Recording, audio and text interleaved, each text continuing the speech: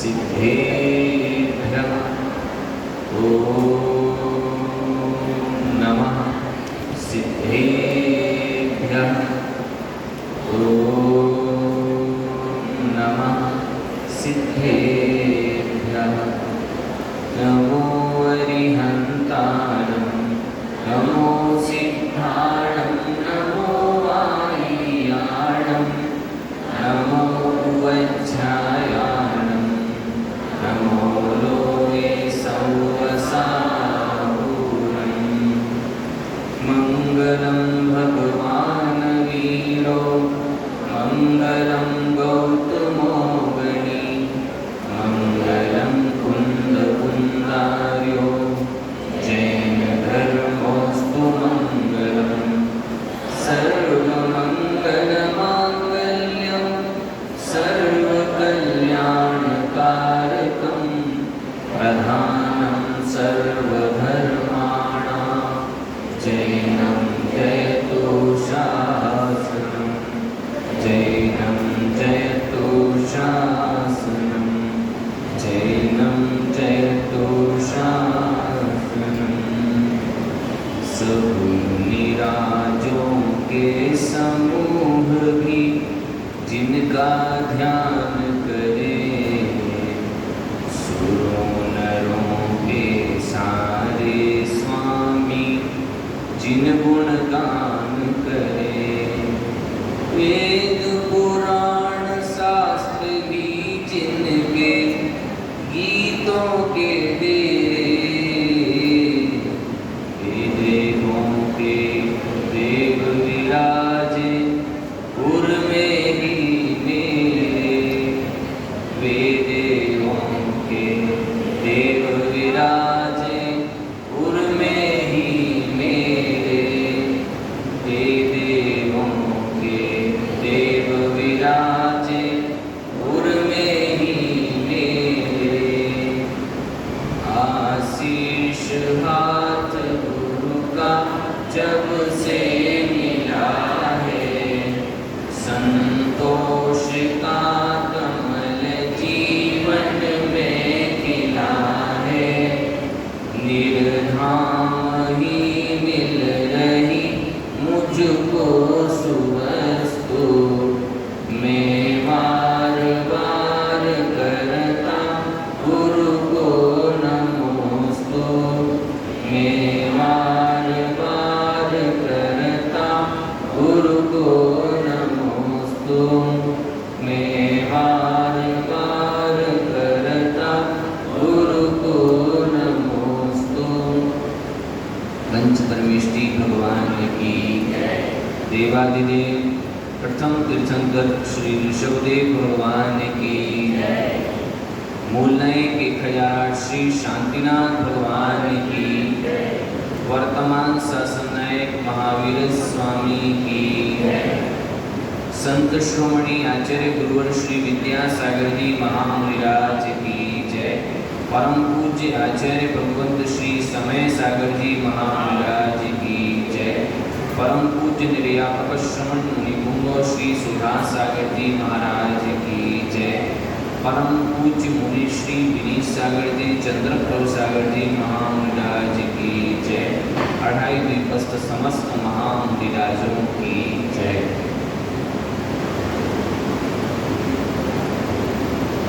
बीते दिनों से प्रथम खंड पर चर्चा कर रहे थे और प्रथम दिन हमने पढ़ा था कि माटी को ले जाया जा रहा है और माटी अपनी अनुकंपा गधे की पीड़ा के लिए कर रही है और जो गधे की पीठ पर लदी हुई माटी है वह माटी छोटे छोटे छिद्रों में से निकल करके गधे के पीठ पर जो घाव बने हैं उन घावों पर मरहम का कार्य कर रही है। और इतना होने पर भी उसके मन में एक उदासी है, क्योंकि वह दूसरे को पीड़ा देकर के स्वयं की यात्रा करना नहीं चाहिए। वह समझ रही है कि इस छिलन में, इस जलन में कहीं ना कहीं निमित्त कारण तो मैं ही हूँ। पश्चाताप की अग्नि में निरंतर ही झुलस रही है। जो विषय कषाई व्यक्ति होता है उसे कभी भी पर की पीड़ा देख करके दुख नहीं होता, लेकिन जिसके भीतर हृदय होता है, जिसके भीतर चेतना होती है, उसे दूसरे को कष्ट देने में बड़ी पीड़ा होती है। वह यह नहीं चाहता कि मेरी उन्नति किसी की अवनति के माध्यम से हो। वह सोचता है यदि किसी की अवनति हो रही है और मेरी उन्नति हो रही है तो मुझे ऐसी उन्नति नहीं चाहिए। माटी के मन में भी यही पश्चाताप चल रहा है कि यदि मुझे इस प्रकार से कोई उन्नति दिला रहा है तो मुझे ऐसी उन्नति नहीं चाहिए। तो विषय कषाई में और हृदय जिसके पास है, उन दोनों की तुलना कर रहे हैं कि जिसके पास हृदय होता है वो कभी भी किसी दूसरे व्यक्ति को कष्ट पहुंचाना नहीं चाहता, लेकिन विषय कषाई हमेशा दूसरे को कष्ट देकर के ही अपने आप को सुखी मानना चाहता है। और एक यही से सिद्धांत निकल करके आया था कि जीव विज्ञान का मतलब है जो दया से सहित है वही जीव है। हाँ, प्रारंभ में ऐसा लगता है कि जो दया कर रहा है वो अध्यात्म से दूर हो रहा है, वो बहिर्मुखी हो रहा है, उसको स्व का ज्ञान नहीं। लेकिन कहा था स्व के साथ पर का ज्ञान अवश्य ही होता है। हाँ, जब स्व की चर्चा करते हैं तो पर गौण हो जाता है, और जब पर की चर्चा करते हैं तो स्व गौण हो जाता है। एक की मुख्यता और एक की गौणता रहती है। जैसे कहा था कि चंद्रमंडल को देखते समय नभोमंडल का दर्शन होता ही होता है, इसी तरह पर के लिए दया करते समय स्व का भी कल्याण निश्चित होता ही है और स्व पर दया होती ही है। इसीलिए दया का विलोम जब करते हैं तो याद निकलता है, अर्थात किसी और पर दया करने का ही अर्थ हुआ कि स्वयं को याद कर रहे हैं।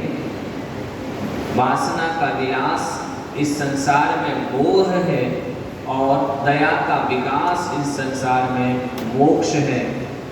दया शुभंकर है, श्रृंगार है, जिलाना सिखाती है, जबकि वासना अंगार है और हमेशा ही जलाना सिखाती है। हाँ, जब मोह कम होने लगता है तो दया का विकास होने लगता है। जैसे जैसे मोह कम होता है वैसे वैसे दया बढ़ने लगती है, क्योंकि मोह नहीं होगा तो दया प्रकट ही नहीं हो सकती। इसलिए आंशिक मोह मत कहो, दया को आंशिक मोह नहीं कहो, अपितु मोह का ध्वंस कहो। वासना की परिधि सीमित है, जबकि करुणा की परिधि असीमित है, और यह पीयूष का घर है। लेकिन फिर भी यदि कोई करुणा का वासना से संबंध माने, इसका मतलब है कि वह अपनी विषयों का दास बना हुआ है, मद से अंधा है। हाँ, यह बात अलग है कि प्रति पदार्थ का कर्ता स्वयं है, अर्थात प्रति पदार्थ का करण कारक जीव स्वयं होता है। स्वयं के कर्मों का कर्ता स्वयं होता है, दूसरा नहीं होता। लेकिन दूसरे पदार्थ के प्रति उपकारक के तौर पर तो हो ही सकता है, उपकरण तो हो ही सकता है। जैसे कि गदहा माटी के घट बनने के प्रति उपकरण है। और इतना ही नहीं, केवल माटी के भीतर ही अनुकंपा जागृत नहीं हो रही है, अपितु गधे का भीतर का मन भी पिघल रहा है और वह बाहर से प्रभु से प्रार्थना करता है कि हे प्रभु, मेरा नाम सार्थक हो। गद का अर्थ रोग, हा का अर्थ नाश करने वाला, तो मैं तो वास्तविक में रोग का नाश करने वाला बन जाऊं। और बस इसी समय भावना के फूल खिले, माटी के गाल भी संपूर्ण छिद्रों से शून्य हो गए। अब छिद्र खत्म हो गए और दोनों की अनुकंपा, गधे के भीतर की अनुकंपा और माटी के भीतर की अनुकंपा, मानो छोटी और बड़ी बहन ना होते हुए एक साथ उत्पन्न होने वाली बहनें लगने लगी। और उसी समय सूक्ति चरितार्थ हुई कि परस्परोपग्रहो जीवानाम, एक दूसरे का उपकार करना ही जीव का कार्य है। गधे की अनुकंपा ने, गधे की पीड़ा ने माटी के भीतर अनुकंपा जगाई और माटी के भीतर की अनुकंपा ने गधे की भीतर की अनुकंपा को जन्म दिया। इस प्रकार से एक दूसरे ने एक दूसरे के प्रति उपकार किया। लेकिन फिर भी माटी को ये सब चीज रुच नहीं रही है, क्योंकि ये अनुकंपा उसको अधूरी सी लग रही है, केवल बातें लग रही हैं, काम तो कुछ भी नहीं किया। माटी कह रही है हमने दया तो है, लेकिन फिर भी काम तो हम वही किए जा रहे हैं, पर कैसी दया। और उस समय माटी जब जा रही है उपाश्रम की ओर, तो ऐसा लग रही है वह माटी केवल उपाश्रम की ओर देख रही है, जैसे कोई चांदी की पालकी में बैठी हुई कोई रानी रनवास की ओर देख रही है, दृष्टि लगाए हुए है। ठीक ऐसे ही माटी केवल और केवल उपाश्रम की ओर दृष्टि लगाए हुए है। बस यहाँ देखती है, उपाश्रम में आती है और उपाश्रम का हाल कहती है कि उपाश्रम में योगशाला नहीं प्रयोगशाला है। इसमें तो खूब परिश्रम कराया जाता है और इसमें शिल्पी शिक्षण और प्रशिक्षण दोनों देता है और इसका भीतरी जीवन पर असर पड़ता है, क्योंकि यहाँ पर केवल सैद्धांतिक ज्ञान ही नहीं दिया जाता, अपितु प्रायोगिक ज्ञान भी दिया जाता है, जिससे कि ठीक ठीक समझ में आ सके। और यहाँ जीवन का निर्वाह नहीं निर्माण होता है। ऊर्ध्वमुखी जीवन, अधोमुखी जीवन ऊर्ध्वमुखी होकर के उन्नत बन जाता है। हारा हुआ जीवन भी, जो कि बेसहारा था, अब वो सहारा देने वाला बन जाता है। दर्शन पाने आए थे, लेकिन स्वयं दर्शनीय बन जाते हैं और इतिहास से उलझी हुई समस्याएं भी क्षण भर में सुलझ जाती हैं। और यहाँ पर भारतीय संस्कृति का सही परिचय होता है। असी मसी कृषि सारी की सारी विद्याओं को सूत्र मिल जाते हैं, साथ ही एक निर्दोष मोक्ष मार्ग की प्राप्ति यहाँ हो जाती है। अब जैसे ही माटी को वहाँ उपाश्रम में लाया गया था, तो देखा था कि बारीक तार वाली एक चालनी से उस पूरी माटी को छाना गया। और जब छाना गया तो देखते हैं कि बस अब उसके अंदर पूरी ऋजुता आ गई, सरलता आ गई और मृदुता आ गई। मृदुता की यह चरम यशा शब्द का अर्थ है प्रसिद्ध, है ना। पेज नंबर 23 पर यशा शब्द का अर्थ है प्रसिद्ध, तो यही चरम प्रसिद्धि है। फिर माटी का शोधन हुआ, माटी को संबोधन हुआ, कंकड़ों को निकाला, कंकड़ों में क्रोध हुआ, शिल्पी से निवेदन किया, कहा कि सुनो, हमारा वियोगीकरण किस कारण से हुआ ये तो बताओ। उसने कहा, शिल्पी ने, कि भैया हमें घड़ा बनाने के लिए मृदु माटी की आवश्यकता थी, भार रहित माटी की आवश्यकता थी, इसलिए तुम्हें हमने अलग किया है। और संकर दोष का निवारण करना था। क्यों संकर दोष का निवारण क्यों करना था? क्योंकि तुम उसके स्वभाव को प्राप्त कर ही नहीं पा रहे हो, इसलिए संकर दोष का निवारण करना था, इसलिए कंकर दोष को हटा दिया। और थोड़े से गर्म हो गए, थोड़ी सी बेइज्जती सुनी, तो स्पंदन होने लगा होठों में और जोर से बोलने लगे कि भैया शरीर और जाति की अपेक्षा तो हमें कोई अंतर है नहीं है, कोई भी सदृशता हमें नहीं दिखती। अगर तुम्हें दिखती है तो लगता है कि तुम्हारे आंखों का ऑपरेशन हो गया। और रही वर्ण की बात, तो वर्ण से भी हम भिन्न नहीं है। कृष्ण जी के समान ही हमारा वर्ण भी कृष्ण ही है, कोई फीका वर्ण नहीं है। अच्छा, और सुनते हो कि नहीं? कान तुम्हारे ठीक हैं? अब वर्ण की चर्चा कौन करे? तुम तो संवर्ण शंकर की चर्चा करो, जो परमात्मा वर्ण है, अर्थात आत्मा के वर्ण की चर्चा करो और उसी के ओर ध्यान दो। इतना कहकर के कंकर मौन हो जाते हैं और फिर शिल्पी इतने पर भी टेंशन नहीं लेता और कहता है एकदम माटी के जैसा ही क्षमा भाव में कहता है कि सुनो, हमने वर्ण से आशय ना तो रंग से लगाया ना अंग से लगाया, हमने तो चाल चरण और ढंग से यहाँ पर वर्ण का आशय लगाया। क्योंकि वास्तविकता में जिसको तुमने अपनाया है, जिसे तुम्हें अपनाया है, जिसने तुम्हें अपनाया है और जिसको तुमने अपनाया है, यदि उसका गुण धर्म तुम्हारे भीतर नहीं आ जाता है तो फिर तो तुम्हारे लिए वर्ण संकर दोष लगेगा ही लगेगा। और इससे वर्ण लाभ का निषेध नहीं हुआ हो, ऐसा नहीं होता। मतलब वर्ण लाभ नहीं होता हो कहीं, ऐसा नहीं है। देखो, नीर की जाति अलग है, शेर की जाति अलग है, लेकिन यदि सही अनुपात मात्रा में मिलाया जाए तो वह नीर भी शीर का काम करने लगता है, पानी भी दूध का काम करने लग जाता है। और कहते हैं कि अगर वर्ण की अपेक्षा, वर्ण रंग की अपेक्षा बात की जाए तो गाय का शीर भी एक जैसा है। तुमने कहा ना, देखो एक सब उदाहरण क्यों दे रहे हैं?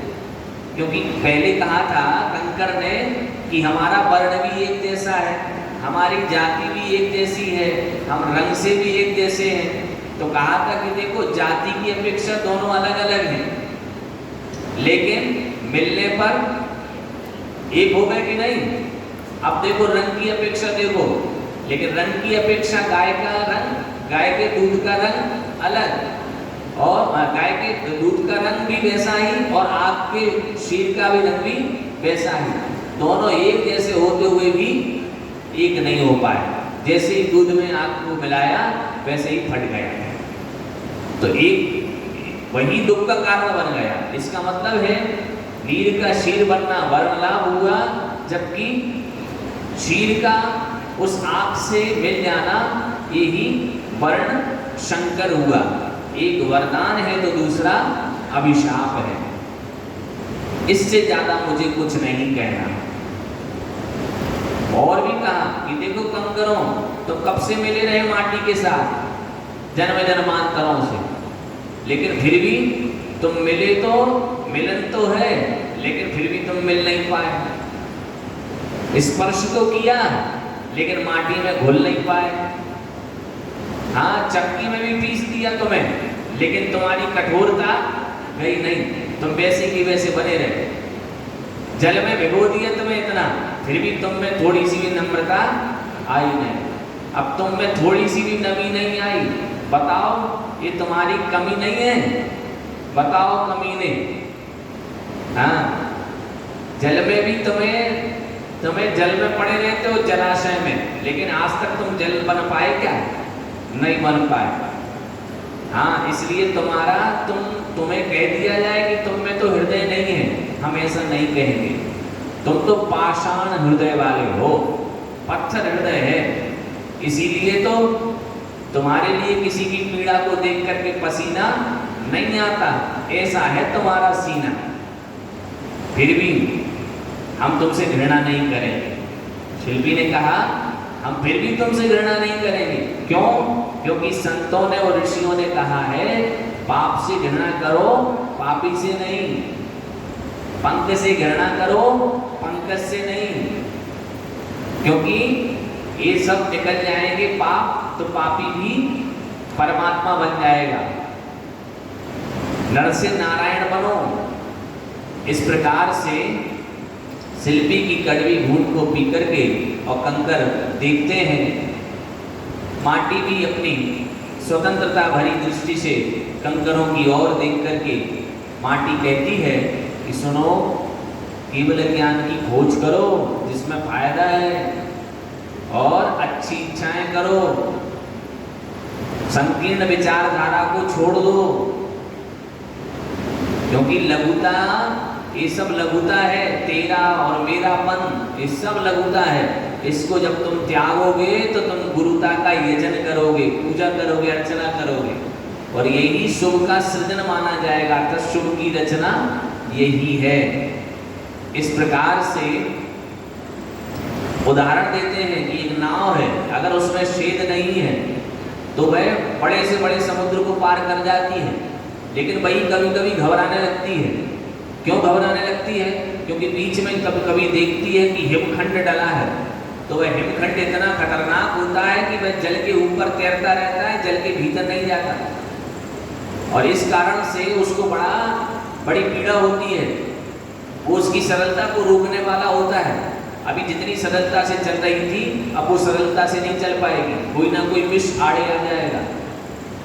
ना तो तैरना जानता है वो हिमखंड, और ना तैरना चाहता ही है, दोनों ही नहीं है। जल में मिल करके भी जल से मिलना नहीं चाहता, उसके जल के तल तक जाना नहीं चाहता। और इसलिए माटी ने कहा कि हे मान से रहित प्रभु, मेरे मान का तिरस्कार कब होगा? और बस अब अभी तक तो सीधी सीधी बात चल रही थी, अब थोड़ी सी टेढ़ी बात करती है। ये देखो, बीज को तुमने बोया, खड़ी हो गई फसल, सब कुछ हो गया, बारिश हो गई, फसल खड़ी हो गई, लेकिन अभी हिम का एक झोंका आया तो क्या हुआ? पूरी की पूरी फसल नष्ट हो गई। मतलब एक जल ने तो जीवन दिया और दूसरे जल ने जीवन लिया। एक विभाव में था, एक स्वभाव में था। स्वभाव ने जीवन को जिलाया और विभाव ने जीवन को जलाया। ये अंतर है स्वभाव और विभाव में, कि जब तक स्वभाव में है तो सब काम ठीक है, विभाव में आ जाएगा तो संसार बढ़ जाएगा। और हाँ, ये बात भी कही थी कि हिम बाहर से दिख रहा है सही, लेकिन भीतर से तो बड़ा कठोर है और जलनशील है। बाहर से छूने में भले ही शीतलता दिख रही है, लेकिन भीतर से तो ज्वलनता भरी हुई है। हाँ, और कहा कि जैसे प्यास लगी हो किसी को, बहुत थका हारा हो, क्या करेगा? आंखें जल रही हो, अब पीड़ा की मुक्ति के लिए वह हिमखंड को खा लेता है, तो वैसे ही प्यास बढ़ने लग जाती है। मतलब कुल मिलाकर के कहने का तात्पर्य है कि एक तो विभाव की यही सफलता है और स्वभाव भाव की यही विकलता अर्थात विफलता, असफलता है। इतना सब कुछ होने पर भी यहीं से होना था, रहस्य खुलना था।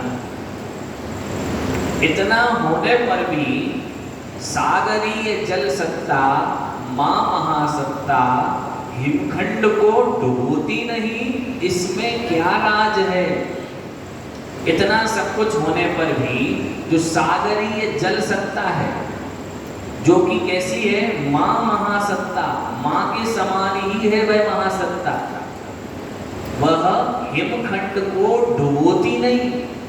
इतना जानते हुए भी वह उस हिमखंड को डुबो नहीं रही है, इसमें क्या राज है? उत्तर देते हैं, ऐसा लगता है कि मां की ममता है वह संतान के प्रति। देखो, वह अशांत जो जलधारा है वो तो अपार है, तो वो जलधारा तो मां के समान है, और हिमखंड का जो टुकड़ा है वो बच्चे के समान है। तो कह रहे हैं ऐसा लगता है कि मां की ममता है वह संतान के प्रति, संतान के प्रति वह मां की ममता ही है जो उसको नीचे डुबोना नहीं चाहती। ये जान रही है कि ये बड़ा घातक सिद्ध हो रहा है, को कपूत है, लेकिन फिर भी उसको डुबोना नहीं चाहिए।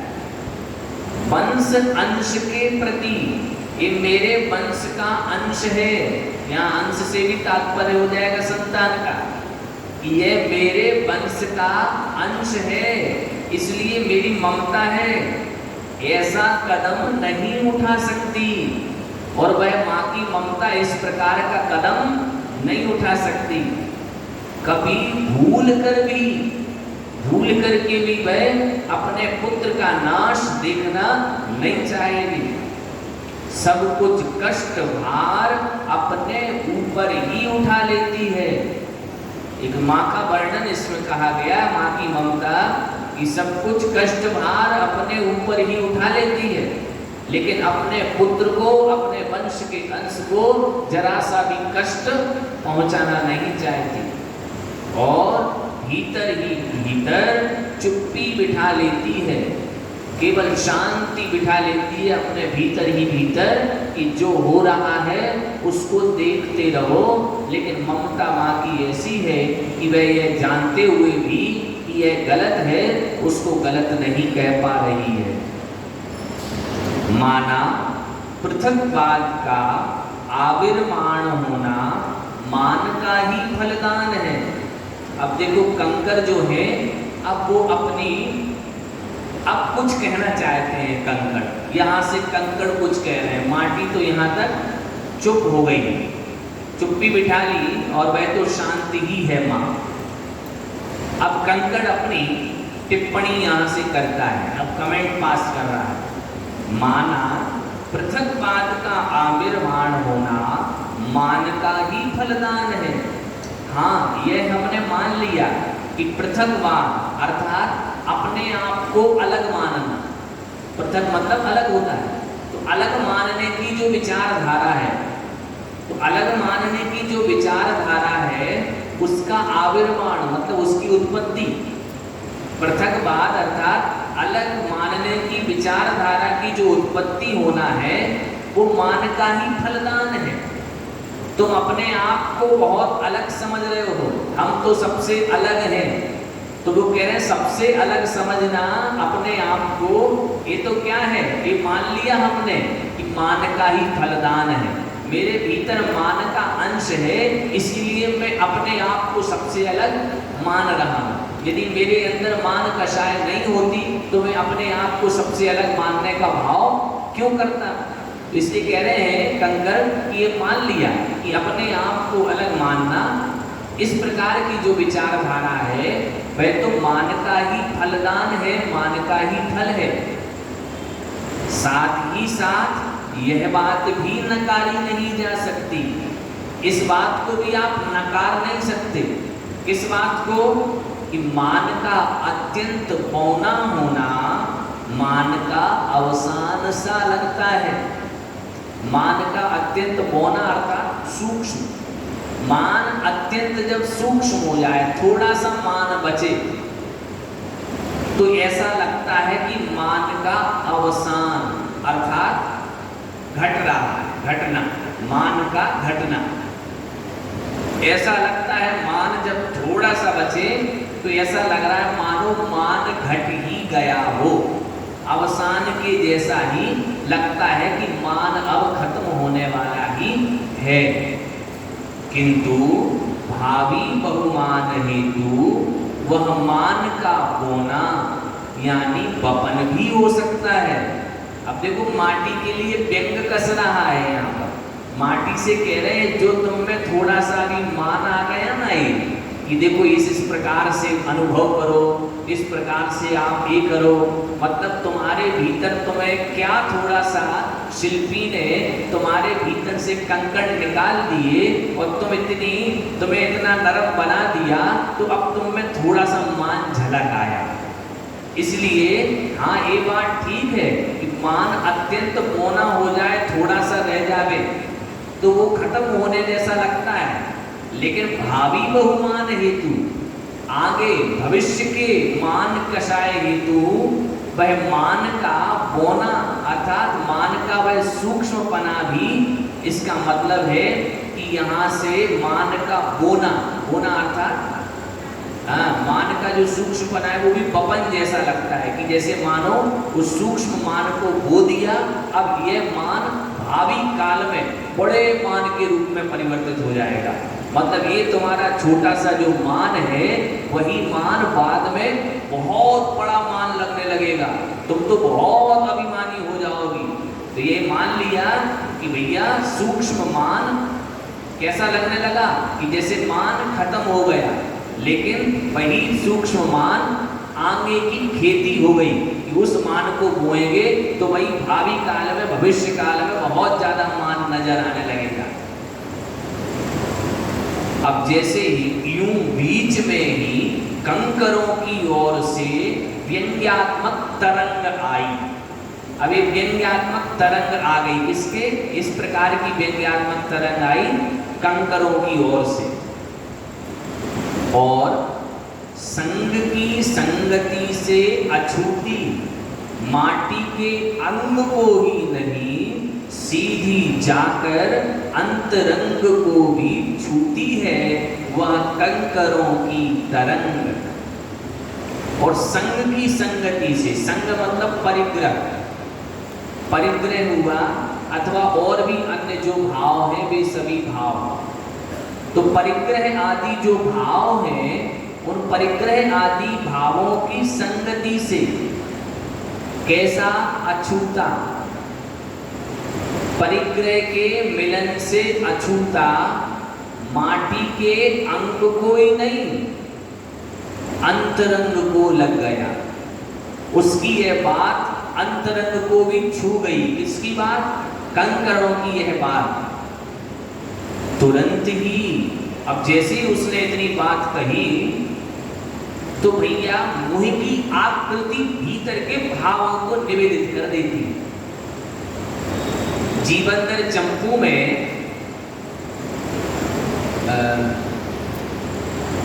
क्षमा करें, शत्र चूड़ामणि में बादीव सिंह महाराज जीवनधर के कथा का वर्णन करते हैं। उस कथा में लिखते हैं कि जो राजा सत्यव्रत थे, जीवनधर के पिताजी,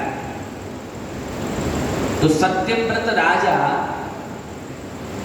जब किसी राज्य पर आक्रमण करने जा रहे थे या फिर उनके राज्य पर किसी ने आक्रमण किया और सारा का सारा आक्रमण उनके राज्य पर होने लगा, तो वह अपनी रानी के पास आए। और रानी के पास जब आए तो रानी उनसे पूछती है क्या हुआ। तो राजा सत्यव्रत कुछ नहीं कहते, केवल खड़े रहते हैं। और खड़े रहने की आकृति उनकी जैसी थी और उनके मुख की जैसी आकृति थी, उस आकृति ने ही मानो सब कुछ कह दिया। तो रानी कहती है कि हे राजन, वक्त्रम वक्ति ही मानसम। वक्त्र का अर्थ होता है मुंह, मुख, कि हे राजन तुम्हें कुछ बताने की आवश्यकता नहीं है। तुम्हारे मुख की आकृति ही तुम्हारे भीतर की बात को बयां कर देती है। तो ऐसी ही माटी के साथ कुछ स्थिति बनी कि कंकरों ने जब माटी की ओर देखा इस प्रकार की टिप्पणी करके, तो वह समझ गया कि मैंने कुछ ठीक नहीं किया। मतलब मेरी बात माटी को भीतर तक चुभ गई। इसलिए वह तुरंत के तुरंत ही सावधान हो गया कि मैंने बहुत बड़ी गलती कर दी। जो कि माटी को इस प्रकार से मैंने व्यंग कसा है वो मैंने ठीक नहीं किया। इसलिए कह रहे हैं कंकर तुरंत ही नहीं, तुरंत ही कंकरों को लग गया कि माटी को मेरी बात का बुरा लग गया। इसलिए उसने कहा नहीं, धृष्टता हुई, मैंने धृष्टता कर दी। धृष्टता मतलब अपराध कर दिया। क्या अपराध किया? भूल क्षम्य हो मां, मेरी भूल को क्षमा प्रदान करो। यह प्रसंग, यह जो प्रसंग आपके साथ मैंने करा है, इसके लिए मैं आपसे क्षमा चाहता हूं। आपके विषय में घटित नहीं होता, मैंने जो ये कह दिया है वो आपके विषय में बिल्कुल भी घटित नहीं होता। ये मुझसे धृष्टता हो गई, मैंने अपराध कर दिया, मुझे क्षमा करो। और कंकरों का दल रो पड़ा।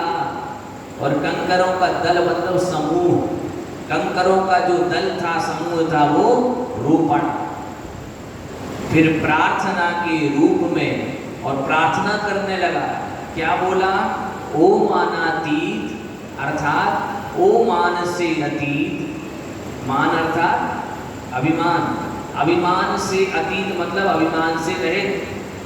मार्दव मूर्ति, जो मृदुता की मूर्ति है, कोमलता की जो मूर्ति है, ऐसी हे माटी माँ, एक मंत्र दो इसे, एक मंत्र दे दो इसे, जिससे कि यह हीरा बने और खरा बने कंचन सा। देखो अब कितना अच्छा कहा। अब मेरे भीतर मृदुता की तो योग्यता है नहीं, इसलिए एक मंत्र ऐसा दे दो जिससे कि हीरा बने। यह जो कंकड़ है वो क्या बन जावे? हीरा बने। और कैसा? खरा। खरा मतलब असली, ऐसा नहीं हो खोटा हो जाए, नहीं, असली हीरा बने। और कैसा? कंचन सा, सोने के जैसा। मतलब सोने का जैसा अच्छा दाम होता है, ठीक वैसा ही अच्छा दाम हो जाए मेरा, इस प्रकार मैं हीरा बन जाऊं। मतलब अजयशी ने भी ऐसी उपमाएं रखी है जो घटित हो सकती है। कंकड़ को कुछ और नहीं बनाया, हीरे ही बनाया। क्योंकि हीरे में जैसी कंकड़ में कठोरता है, सो हीरे में कठोरता है। सो कठोर कठोर मतलब यहाँ पर भी आचार्य ने ये ध्यान रखा कहीं वर्ण संकर यहाँ ना हो जाए। मतलब कुछ ऐसा नहीं बनाया जिससे कि उसका स्वभाव उसमें नहीं मिल पाए, ये वर्ण लाभ हो जाएगा। अर्थात जैसी कठोरता है यहाँ है, वैसी कठोरता वहां हो जाएगी। कंकरों की प्रार्थना सुनकर माटी की मुस्कान मुखरित होती। अब कंकरों की जैसे ही प्रार्थना सुनी तो माटी की मुस्कान मुखरित हो गई। मुखरित हो गई अर्थात प्रकट हो गई। और प्रकट होकर के कहती है, संयम की राह चलो। यदि वास्तविक में तुम्हें अपना जीवन अच्छा बनाना है तो संयम की राह चलो। पंचेंद्रिय के विषयों को छोड़ो, रत्नत्रय को अंगीकार करो, पांचों पापों को त्यागो। ये है संयम की राह। क्योंकि राही बनना ही तो हीरा बनना है। जब तुम राही बनोगे, किसके राही बनोगे? मोक्ष मार्ग के। राही मतलब पथिक, मोक्ष मार्गी। तो मोक्ष मार्गी बनोगे तो राही बनना ही अर्थात पथिक बनना ही तो हीरा बनना है। स्वयं राही शब्द ही विलोम रूप से कह रहा है। क्या कह रहा है? राही हीरा, अर्थात जो राही बनेगा वही हीरा बनेगा। तो इस प्रकार से जो मोक्ष मार्ग को अंगीकार करेगा वो ही हीरा बन पाएगा। और इतना कठोर बनना होगा, देखो उसके जैसा इतना कठोर बनना होगा कि तन और मन को तप की आग में तपा तपा कर, जला जला कर राख करना होगा। तन को और मन को क्या करना होगा? तप की आग में। जो तप कहे गए हैं 12 प्रकार के, उन तपों को तपना होगा। और तपा तपा कर, जला जला करके राख करना होगा। पूर्ण रूप से अपने तन और मन को दोनों को ही तपा तपा करके राख के जैसा करना होगा। यतना घोर करना होगा। यत्न मतलब पुरुषार्थ, खूब पुरुषार्थ करना होगा।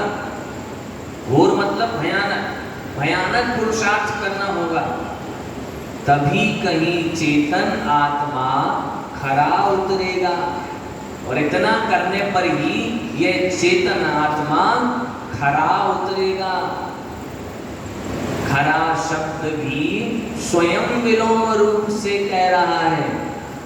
राख बने बिना खरा दर्शन कहाँ। राख खरा, तो राख बने बिना खरा दर्शन, असली दर्शन राख बने बिना संभव नहीं है। राख खरा और आशीष के हाथ उठाती सी माटी की मुद्रा उदार समुद्रा, और आशीष के आशीर्वाद के रूप में हाथ उठाती हुई जो माटी की मुद्रा थी, माटी के मुंह की जो मुद्रा थी, माटी के मुख की जो मुद्रा थी, वो कैसी थी? उदार। उदार का मतलब होता है जिसमें सभी समा जाएं, वो होता है उदार। जैसे समुद्र बड़ा उदार होता है, क्यों होता है? क्योंकि उसमें सब कुछ समाने की शक्ति है। ऐसे अपन कहते हैं ना, ये तो बड़े उदारवादी हैं। क्यों उदारवादी हैं? ये सबको अपना बनाने की क्षमता रखते हैं, अर्थात अपने और पराये का भेद नहीं करते, सबको अपना ही मानते हैं, इसलिए उदार हृदय वाले हैं। तो कह रहे हैं माटी की मुद्रा उदार है। कैसी है? समुद्रा, समुद्र के समान। समुद्र के समान ही माटी की मुद्रा बड़ी उदार है। आज माटी को बस फुलाना है। अब कुंभकार सोच रहा है कि बस अब तो माटी को क्या करना है? आज फुलाना है। पात्र से, परंतु अनुपात से। पात्र की योग्यता के अनुसार और अनुपात के अनुसार। ऐसा नहीं कि माटी तो है इतनी सी और जल डालने बहुत सारा। कहा अनुपात से मतलब यथा विधि, जितना चाहिए है उतने अनुपात से इस माटी को फुलाना है। उसमें जल मिलाकर उसे घोलाना है, उस माटी को घोलना है। कैसे? जल मिलाकर के। आज माटी को बस फुलाना है। आज तो माटी को केवल और केवल फुलाने का कार्य है। क्रमशः कम कम कर बीते क्षणों को, पुराने पनों को बस भुलाना है। आज माटी को बस भुलाना है। क्रमशः कम कम कर, थोड़ा थोड़ा कम करके बीते क्षणों को, जो दुख के क्षण बीते हैं, और पहले जो दुख के क्षण बीत गए हैं, ऐसे उन बीते क्षणों को, पुराने पनों को, पनों को अर्थात बातों को, पुरानी बातों को, पुरानी कितनी सारी बातें हुई माटी के साथ, धरती के साथ, माटी को इतने कष्ट मिले, उस सारे के सारे कष्टों को केवल क्या करना है? बस भुलाना है। माटी भूल जावे ऐसा काम करना है। आज माटी को केवल और केवल भुलाना ही है, और उन कणों में, क्षण क्षणों में नव नूतनपन बस बुलाना है।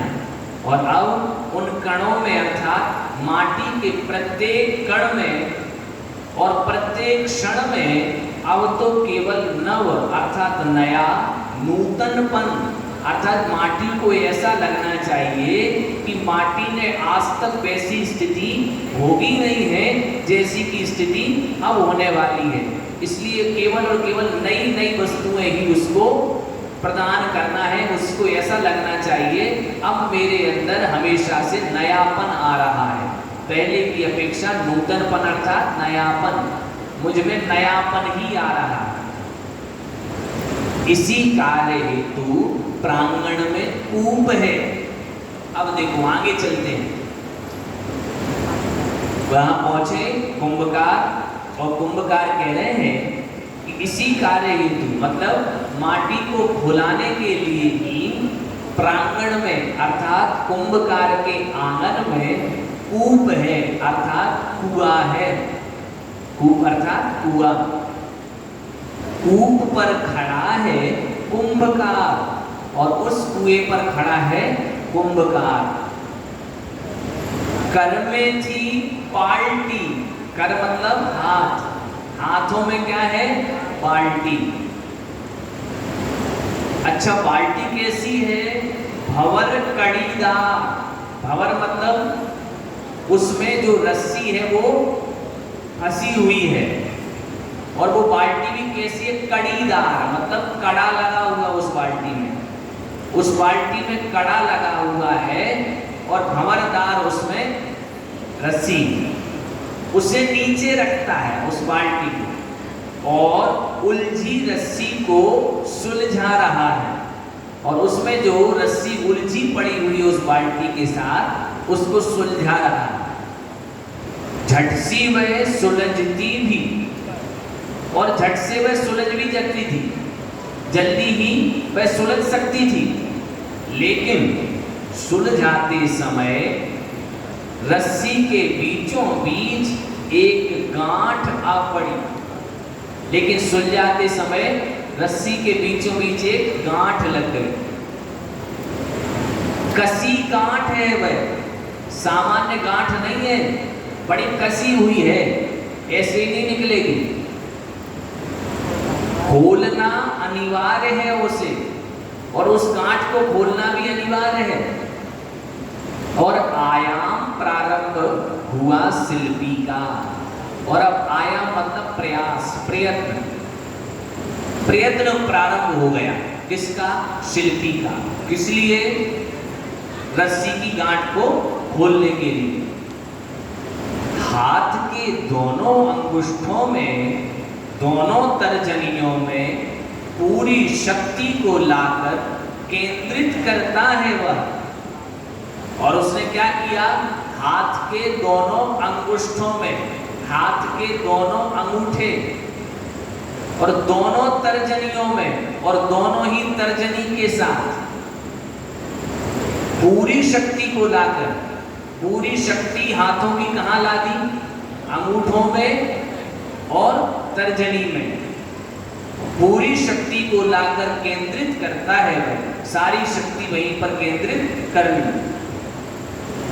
श्वास रोकता है, श्वास को उसने रोक लिया। कहां? बाहर का बाहर, भीतर का भीतर। श्वास भी कहां रुक गई? जो बाहर थी सो बाहर रुक गई और जो भीतर सी तो भीतर रुक गई।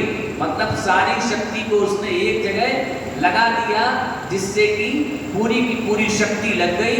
अब बस श्वास अटक गई, बाहर की बाहर और भीतर की भीतर। लो कुंभक प्राणायाम अपने आप घटित हुआ। और उस कुंभकार का प्राणायाम जो था, है ना, प्राणायाम में ही तो होता है, श्वास अंदर खींचो, बाहर निकालो, कुछ समय बाहर रखो, कुछ समय अंदर रखो। कह रहे हैं वो प्राणायाम कुंभक का, उस कुंभकार का प्राणायाम अपने आप घटित हुआ, करा नहीं, अपने आप घटित हो गया। होठों को चबाती सी मुद्रा, दोनों बाहुओं में नसों का जाल वह तनाव पकड़ रहा है।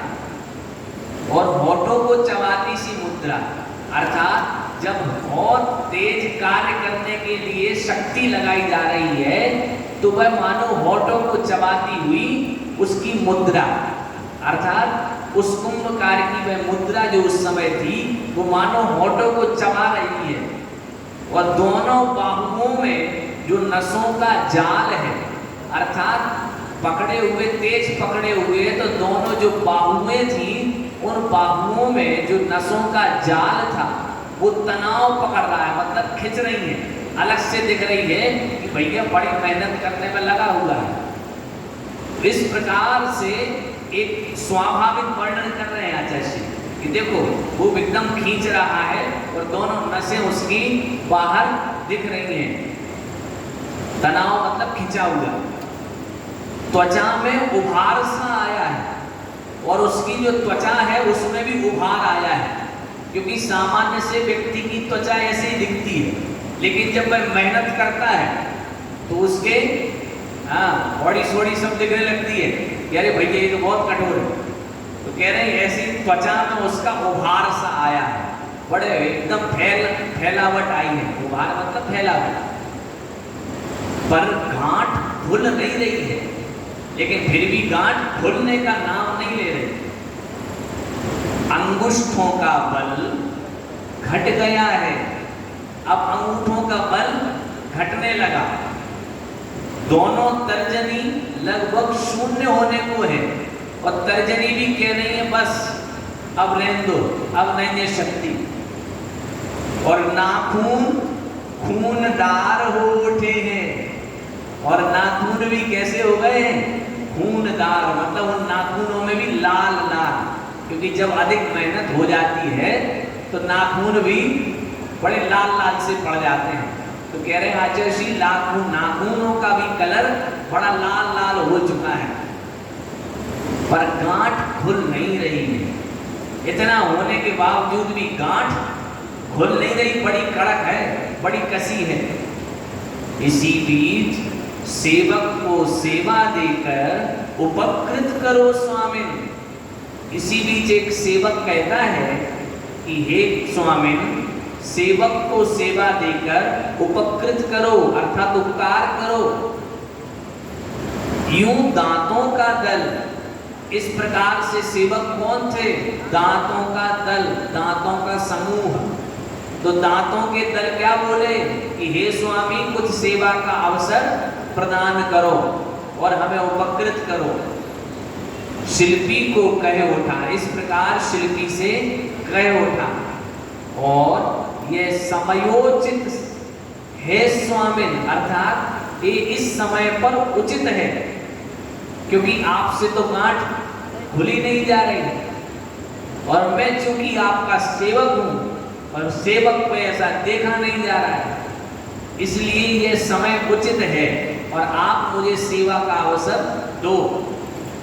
हमने यही नीति सुनी है, और हमने भी यही नीति सुनी है कि समयोचित होने पर सेवा का अवसर देना चाहिए।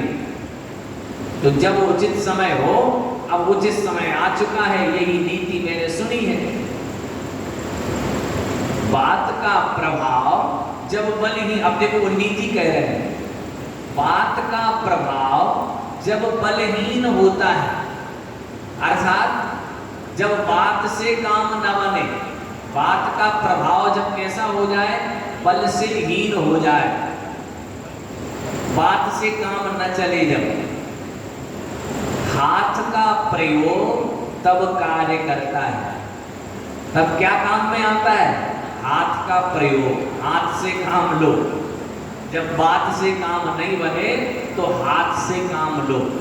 जैसा कि आप लोग कहते हैं, बच्चों को कहा मान जाओ, नहीं माने, ने कहा आओ, अब तुम ऐसे नहीं मानोगे। तो जब तुमने हाथ दो चलाए तो चलाने के पहले ही उसने कहा जा रहा। तो बात का प्रभाव जब बलहीन होता है तब हाथ का प्रयोग तब काम करता है, और हाथ का प्रयोग जब बलहीन होता है, अब एक और नीति कह रहे हो, जब हाथ का प्रयोग भी बलहीन हो जाए, वो भी काम में ना आए, वो भी काम ना करे, हथियार का प्रयोग तब आर्य करता है। आर्य मतलब सज्जन पुरुष, तब सज्जन पुरुष हथियार का प्रयोग करते हैं।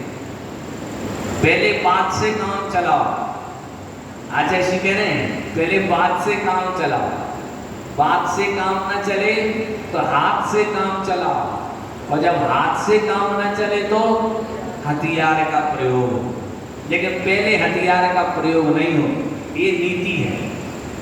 इसलिए निशंक हो, हाँ तो ऐसा करने नहीं लग जाना, हाँ हथियार के प्रयोग नहीं तो कह दो, उन्होंने तो नीति बताई थी, नीति तो ये भी बताई थी कि भैया संयम का राही बनो, पहले तो राही बनवाए थे, तो राही तो बन नहीं पा रहा।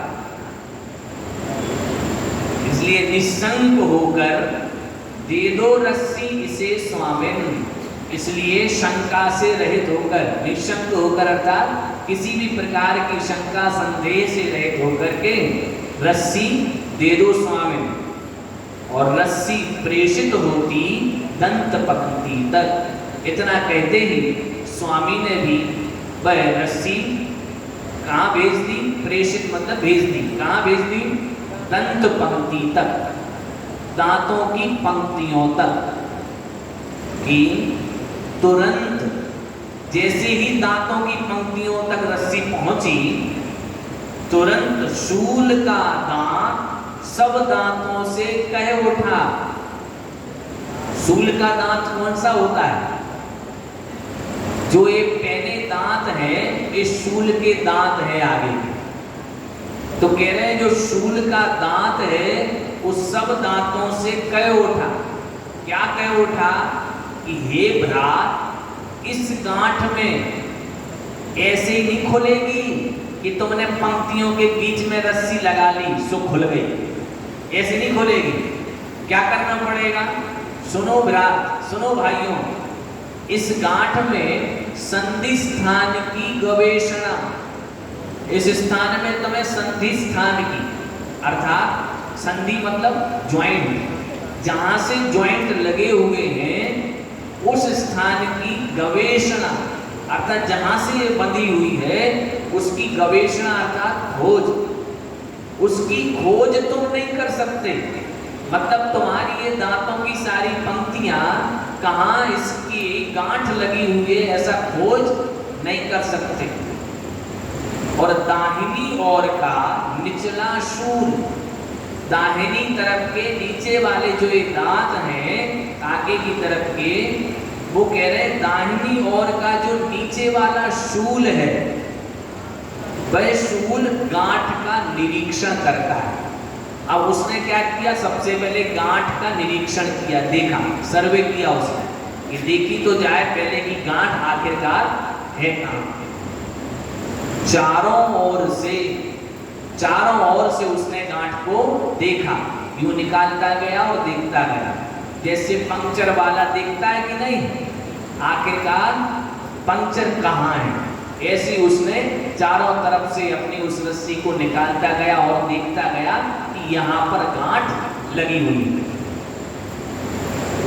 क्योंकि जब वह गांठ को देखेगा तो यहाँ से या यहाँ से नहीं होगा निरीक्षण, कर भी नहीं पाएगा यहाँ से या यहाँ से, करना पड़ेगा बीच में से। तो एक दोनों हाथों से रस्सी को लिया और ऐसे ऐसे दांत से देखता गया कि यहाँ पर गांठ लगी हुई। चारों ओर से सर्वांगीण और अविलंब, चारों ओर से उसको अविलंब, बिना विलंब किए, बिना समय लगाए हुए उस संधि की गहराई में, उस गांठ की गहराई में स्वयं को अवगाहित करता है, अर्थात स्वयं को उसमें उस अवगाहित मतलब गहराई में लगाता है। और जैसे ही उस गहराई में पहुंच जाता है तो दाहिनी ओर के उपरिल शूल का सहयोग ले। अब केवल इसने ही नहीं किया काम, ऊपर वालों ने भी किया, नीचे वालों के साथ ऊपर वाले दांत ने भी, ऊपर वाले जो शूल के दांत थे, पहने दांत थे, उनका सहयोग ले। दोनों शूलों के चूल अर्थात दोनों शूलों के जो चूल अर्थात अग्रभाग, तो दोनों शूलों के जो आगे के भाग थे वो परस्पर मिल जाते हैं। यहाँ का भाग भी मिल गया और यहाँ का भाग भी मिल गया, दोनों भाग उस गांठ से मिल गए। और उन शूलों के सबल मूल परस्पर बल पाते हैं। और जब उन दोनों शूलों के, उन दांतों के बल से सहित होकर के उस मूल तक, उस जड़ को पाकर के परस्पर में एक दूसरे ने बल पा लिया। एक दांत अकेला बलहीन होता और वो खोलता भी भला कैसे? तो जब ऊपर और नीचे के दोनों दांत मिल गए तो उनमें परस्पर में बल आ गया। और परस्पर में जब बल आ गया, फिर भी इस पर भी इतना होते हुए भी गांठ का खुलना तो दूर, भाई हिलती तक नहीं। हाँ, गांठ भी बड़ी कड़ी थी, इसलिए इतना होने के बावजूद भी गांठ खुले तो ठीक, हिलती तक नहीं, हिली भी नहीं वो गांठ। प्रत्युत और उल्टा क्या हुआ, शूलों के मूल ही लगभग हिलने को है, वे दांत ही अब हिलने को है। अर्थात इतनी कड़ी है वह गांठ कि वह जो दोनों दांत थे अब वो ही अपने स्थान से खिसकने वाले हैं, अब वो लगभग हिलने को है। और शूलों की चूलिकाएं, और शूलों की जो चूलिकाएं थी अर्थात अग्रभाग थे, वो टूटने भंग होने को, अर्थात आगे के जो वे दांतों की जो बड़े पेने पेने थे उसमें से अब ऐसा लगने लगा कि जैसे क्षरण होने लगा हो, अर्थात थोड़े थोड़े से टूटने लगे हों।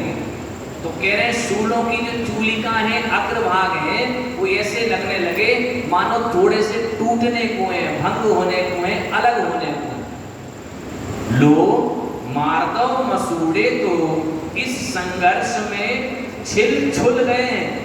अब जो ऊपर मसूड़े लगे हुए हैं, अपन जब मंजन करते हैं तो ही छिल जाते हैं, तो वो रस्सी के कारण से वो मार्दव मतलब बड़े मुलायम मसूड़े, दांत तो कठोर है लेकिन मसूड़े तो बेचारे बड़े कोमल होते हैं, तो वो कोमल मसूड़े तो इस संघर्ष में इन दोनों रस्सी की और दांतों की भिड़ंत में बेचारे छिल छुल गए हैं, अर्थात उनमें से खून टपकने लगा और उनमें से मांस बाहर झांकने को है, और बस उनमें से तो ऐसा दिख रहा है कि मांस भी बिल्कुल बाहर दिख रहा है, झांक रहा है, उन मसूड़ों का मांस भी बाहर दिखने लगा है। इसका मतलब है इतनी मेहनत हो गई उन दांतों के द्वारा उस रस्सी को खोलने में कि खून भी निकल गया और मांस भी बाहर दिखने को है। घटती इस घटना को देखकर रसना भी उत्तेजित हो बोल उठी।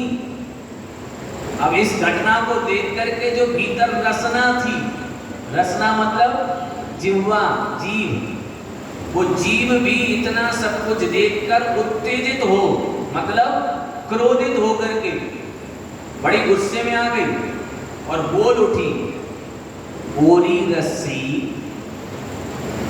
मेरी और तेरी नाम राशि एक ही है, तेरा भी नाम रास है और मेरा नाम भी रास है, तो तेरी नाम राशि और मेरी नाम राशि एक ही है, परंतु आज तुम रस सी नहीं रही, है ना, रस सी मतलब रस के जैसी, हे रस्सी अब तू रस के जैसी नहीं रही, निरी नीरस लग रही है, निरी मतलब एकदम नीरस, थोड़ा सा भी रस तुझ में नहीं रहा, पूर्ण रूप से तू नीरस लगने लगी। क्यों? क्योंकि तूने कितना बड़ा आघात पहुंचा दिया, इन दांतों को तोड़ने में ही लग गई तू, तो सारा का सारा मांस बाहर निकल आया। सीधी सादी थी, अब तक तो तू बड़ी सीधी सादी थी, अब तक दादी दीदी सी, जैसे दादी बड़ी भोली भाली हुआ करती है, दीदी बड़ी भोली भाली हुआ करती है, तो ऐसी दादी और दीदी के समान ही तू लगती थी, बड़ी सीधी सादी लगती थी। तो कह रहे अभी तक तो तू सीधी सादी थी, अब तक दादी दीदी जैसी ही मानी जाती थी।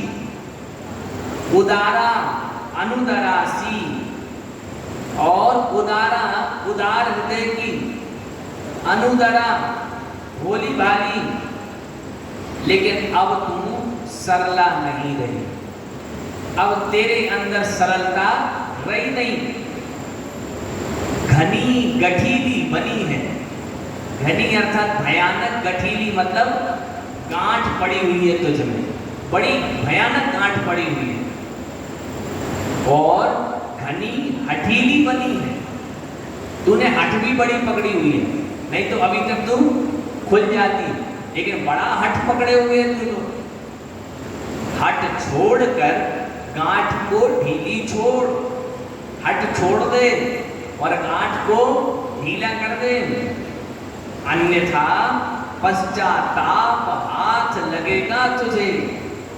यदि तू ऐसा न मानेगी तो अब तुझे केवल और केवल बाद में पश्चाताप ही होगा। क्या पश्चाताप होगा? चंद पलों में, अर्थात थोड़े ही पलों में, थोड़े ही समयों में, जब अविभाज्य, मतलब तेरा अभी ये जीवन विभाज्य नहीं है, दो टुकड़ों में नहीं है। तो जैसा तेरा अभी जीवन अविभाज्य मतलब विभाग से रहित है, टुकड़ों से रहित है, लेकिन ये तेरा जीवन विभाजित होगा दो भागों में। अब तुझे दो भागों में टुकड़े कर दिए जाएंगे, अभी कैंची बुलवाई जाएगी और तुझे दो भागों में बांट दिया जाएगा। इसलिए बाद में मत पछताना कि भैया मेरे जीवन को तूने नाश कर दिया। इससे अच्छा है तू अपनी गांठ को ढीला कर दे, वरना तेरा जीवन दो टुकड़ों में विभाजित हो जाएगा। क्योंकि आचार्य श्री ने ऐसा कहा है। आचार्य श्री की बात बता नहीं, आचार्य श्री ने अभी कहा ना कि जब हाथ की बात है, बात नहीं माने तो हाथ से करो, हाथ से नहीं माने तो हथियार से करो, तो तुम्हें हथियार से ही अलग कर दिया जाए। और इस नित्य कार्य के प्रति छी छी थू थू कह धिक्कारती सी रसना। और इस निंद्य कार्य मतलब निंदनीय कार्य के प्रति, जो ये निंदनीय कार्य किया किसने? रस्सी ने। तो रस्सी के उस निंदनीय कार्य के प्रति छी छी, देखो कितना बुरा कार्य है, थू थू ऐसा कह करके धिक्कारती सी रसना, ऐसा उसको धिक्कार करती हुई रसना गांठ के संधि स्थान पर लार छोड़ती है। और उसने क्या किया? गांठ के उस संधि स्थान पर, अर्थात जहां वह जुड़ाव था, उस जुड़ाव वाले स्थान पर लार छोड़ दी। किसने? रसना ने। उस जीव ने अपनी लार को उस पर छोड़ दिया। परिणाम यह हुआ कि रस्सी हिल उठी, और जैसे ही लार का संयोग हुआ कि रस्सी हिल गई, अर्थात अब उसमें जो जकड़न थी वो जकड़न कम हो गई, जकड़न हटने लगी। अपने भयावह भविष्य से उसने देखा कि जब मेरे ऊपर इस प्रकार से थू थू और छीछी हो रही है, तो उसको बड़ा डर लगा। किससे? भयावह भयानक भविष्य से।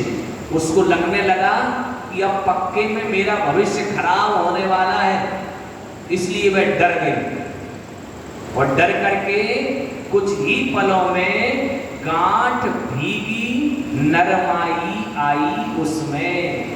गांठ भीग गई और अब उसमें क्या आने लगी? नरमाई। अब बस नरम हो गई, ढीली पड़ी वह, और ढीली पड़ गई। फिर क्या पूछो?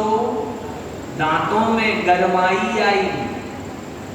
अब दांत जो बेचारे ढीले पड़ गए थे कि अब तो हम जाने वाले हैं, तो दांतों में फिर से गरमाई आ गई, अर्थात ताकत आ गई।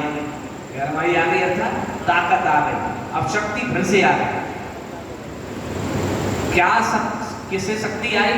सफलता को देखकर। अब जैसे ही सफलता उसने देखी तो उसके भीतर जो सत्व उसका मर चुका था वह पुनः जागृत हो चुका। ऊपरिल और निचले सामने के सभी दांत तुरंत गांठ को खोल देते हैं, और ऊपर के दांत और नीचे के दांत सब मिलकर के उस रस्सी की गांठ को पूर्ण रूप से खोल देते हैं। अब रस्सी पूछती है। अब रस्सी ने कहा पूछ भी लो आखिरकार इतना श्रम क्यों किया जा रहा था? तो रस्सी पूछती है रसना को, जीव को पूछती है, जिज्ञासा का भाव ले, जिज्ञासा का भाव करके। जिज्ञासा मतलब जानने की इच्छा। एक होती है जिगीषा, जीतने की इच्छा। एक जीतने की इच्छा से पूछा जाता है और एक जानने की इच्छा से पूछा जाता है। जीतने की इच्छा मान का सूचक है और जानने की इच्छा विनम्रता का सूचक है। इसलिए अपने मन में कभी शंका करो तो जिज्ञासा, इसलिए आचार्य श्री ने क्या लिखा? जिज्ञासा के भाव से, ना कि हराने के भाव से। तो कहा जिज्ञासा का भाव लेकर के रस्सी ने रसना को पूछा। क्या पूछा? आपके स्वामी को क्या बाधा थी इस गांठ से? एक गांठ क्यों खोली जा रही? नहीं खोलते इस गांठ को, बंधी रहने देते इस गांठ को। तो कहा आपके स्वामी को इस गांठ से क्या बाधा थी, क्या नुकसान था, क्या समस्या थी? सो रसना रहस्य खोलती है।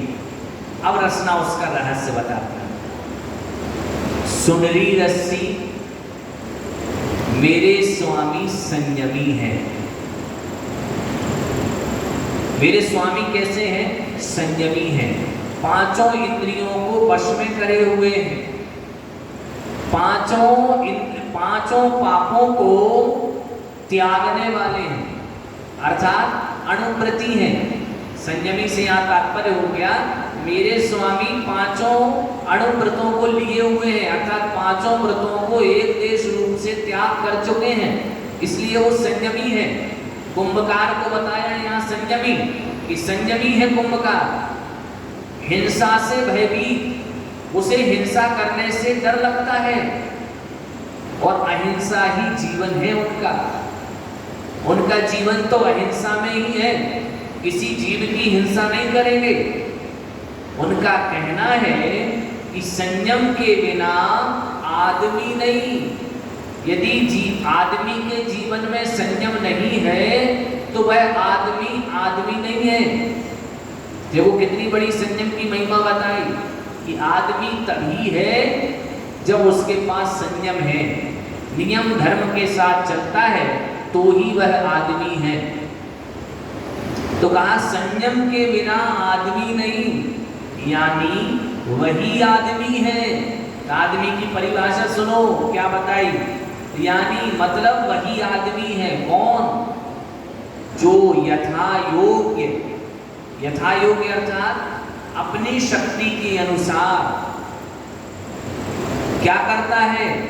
अर्थात चारों ओर से, सभी ओर से, दमी अर्थात पंचेंद्रिय के विषयों पर नियंत्रण करता है। कितनी अच्छी परिभाषा बताई आदमी की।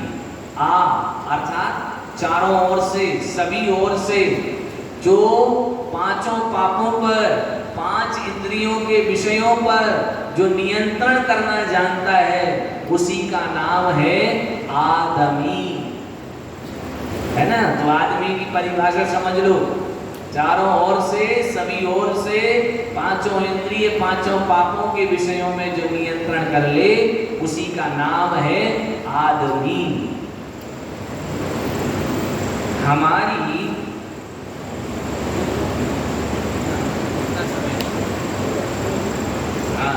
इस प्रकार से सही आदमी बनने का प्रयास करना चाहिए। जो आदमी का स्वरूप किया है, कहा है, वही हमारा स्वरूप होना चाहिए, तभी हम सच्चे आदमी कहलाएंगे। तो इतना ही रखते हैं आज, और इतना कहकर के अपन सब भी आदमी बनने का प्रयास करें।